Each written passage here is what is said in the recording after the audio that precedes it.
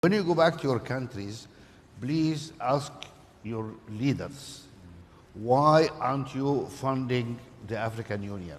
A simple question. Do you want the African Union or you don't? That's it. But to have a mini-secure organization which is unable to function because it is not funded is not acceptable. I understand your budget is around $650 million. Oui. The total budget of the African Union, 650 million budgets. How much of that is given to you by others? European Union, other people. How much of 700 people is not ours? Somebody else paid. Be frank. Entre 66 et 70% Between 66 and 70% du budget d'investissement of the investment budget is funded by partners, and most of the times more than that. I like the word partners because they call them partners.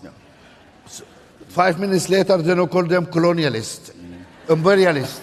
But when they give us money, partners. Pardon. So let me ask you a question.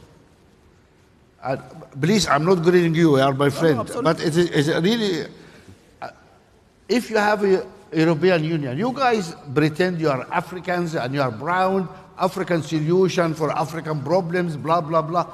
Excuse me, 650 million, your budget for the African Union, 70% of that is paid by foreigners. What are you doing? What are you doing?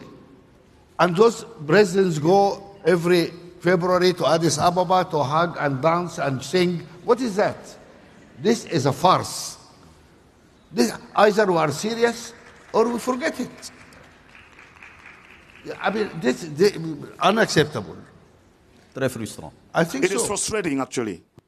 I think that we need to have the pressure, we need people to speak out, to say either really we do it or we just forget it. Even your beautiful building in Addis Ababa was built by the Chinese. Yes. And then people said it was being bugged by the Chinese. Remember, we asked Kagame said, yeah, why not? Let them bug it. I mean, they built it.